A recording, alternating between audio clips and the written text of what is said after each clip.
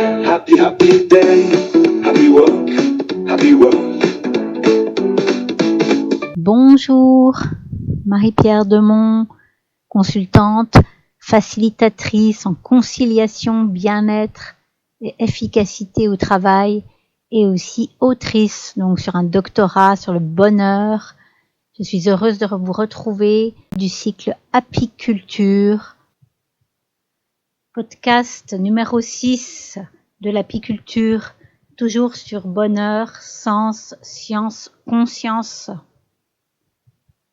J'avais évoqué dans le podcast 3 l'approche par les sens, ce qui entend les 5 sens, mais aussi le sens. Le sens est un ingrédient fondamental du bonheur et son absence une des causes du mal-être au travail. Encore un argument qui indique que le bonheur au travail n'est ni une utopie, ni une histoire de bisounours. C'est une histoire d'apprentissage et d'expertise sur le sujet.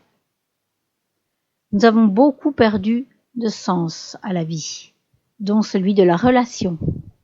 Nous expérimentons le paradoxe d'être capables à la fois de nous sentir seuls en pleine foule et de ne plus nous trouver un instant seuls à la rencontre de nous-mêmes.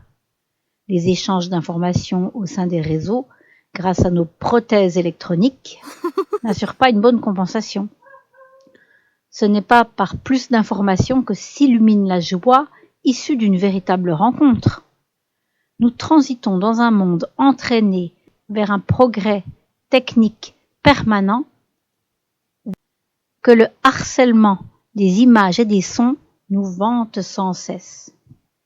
Notre course permanente à la poursuite du temps n'est pas un cadeau, puisqu'elle dévore notre présent. Elle s'apparente à celle du hamster emporté par l'élan d'une roue infernale.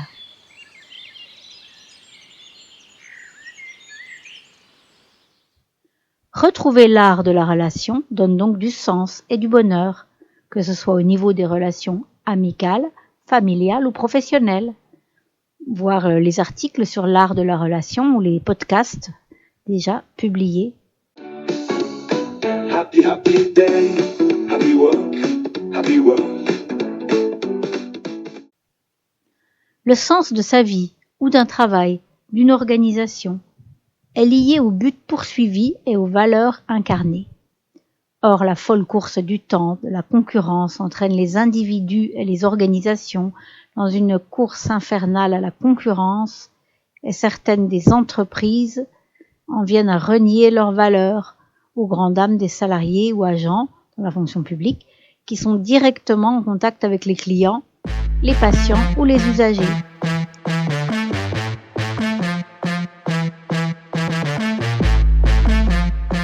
Or, il existe des moyens pour retrouver du sens et du bonheur face à l'adversité ou à la difficulté. C'est pourquoi dans mes accompagnements, je lis souvent la recherche de la conciliation bonheur et performance avec des méthodes qui permettent de valoriser l'intelligence collective et nous permet effectivement de retrouver nos sens collectivement. Donner du sens à quelque chose passe aussi par les récits. Une fonction de base de notre cerveau est de relier et donner du sens à des éléments épars et désordonnés. Peu importe si les éléments qui se présentent devant nous ont des liens entre eux ou non, notre cerveau s'attellera à trouver un sens. Et le sens donné par une personne peut être bien différent de celui trouvé par une autre personne. En effet, nous intégrons ce que nos différentes activités sensorielles nous offrent et nous choisissons inconsciemment de n'en retenir qu'une partie en fonction de qui nous sommes et de notre propre vécu identitaire, social, sociétal, culturel et aussi de notre niveau de maturité ou niveau de conscience.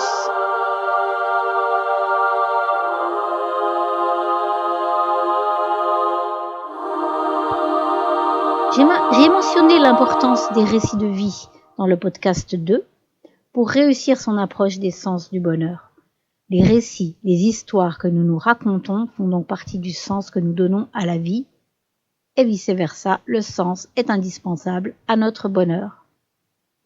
De plus, le récit possède cette faculté intéressante de s'ancrer facilement dans les mémoires. Le récit répond au manque de lisibilité de la société actuelle. Il est générateur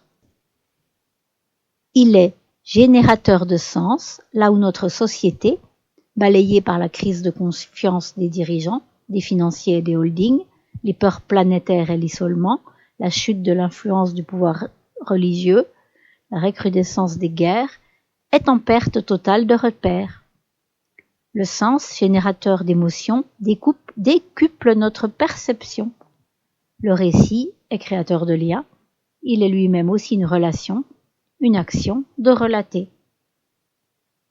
Dans certains milieux, l'utilisation de récits est accusée de fin de propagande et d'annihilation de la capacité de raisonnement au profit de l'émotion. Certains arrivent même à réécrire l'histoire. On parle actuellement de narratif pour modifier la vision que les personnes ont du passé, mais pour le meilleur ou pour le pire, parce que si on réécrit l'histoire pour l'améliorer, parce qu'on a omis des éléments qui étaient essentiels et que par exemple la religion ou un pouvoir politique voulait cacher, ça c'est positif, mais il y en a qui refont en fait l'histoire à l'envers pour manipuler les gens, donc ça c'est pas bon. Ce sont des utilisations possibles, comme le couteau peut être aussi utilisé pour couper une carotte que pour tuer quelqu'un. Le couteau n'est pas à bannir, il a simplement fait l'objet d'une mauvaise utilisation. De même, on peut apprendre à un enfant à bien se conduire ou, comme hélas dans certains pays, à tuer.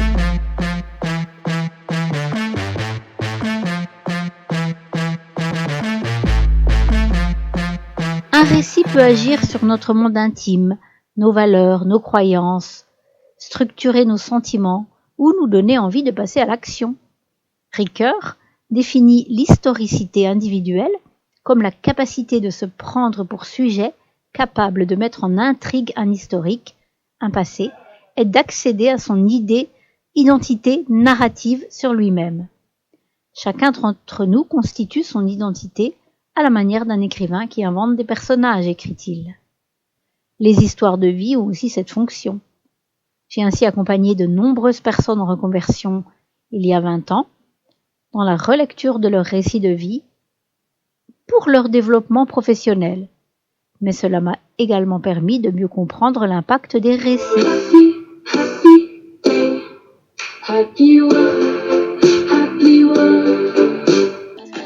Et avec ma chaîne Apiculture sur YouTube ou avec ma page Bien-être et efficacité sur LinkedIn, je m'attelle aussi à écrire des histoires positives parce que justement, on a besoin de ça. On a besoin aussi de se construire par rapport à des choses qui d'ailleurs sont scientifiquement prouvées.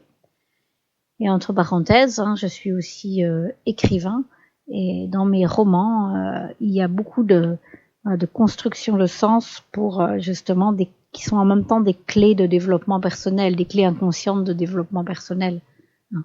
Ce qui se vend le plus, ce sont les romans policiers où on tue à tour de bras et du coup, on construit un sens de la société avec un humain qui ne fait que tuer.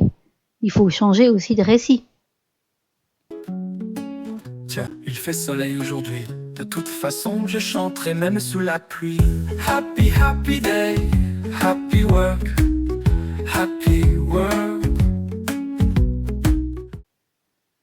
Le bonheur, donc, voilà, comme on a dit, porteur de sens, mais il est ouroboros sur certains donc aspects, s'il est à la fois commencement et fin, puisque donner du sens à sa vie permet d'être plus heureux, et la quête du bonheur est porteuse de sens à sa vie.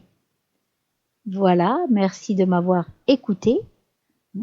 N'hésitez pas à me contacter pour des interventions sur site, pour recréer des projets collectifs porteurs de sens, par exemple. Ça, je suis déjà intervenue dans de nombreuses organisations à ces fins. Et abonnez-vous à ma chaîne.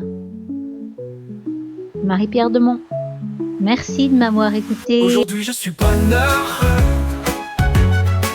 Aujourd'hui je suis bonheur. Aujourd'hui je suis bonheur.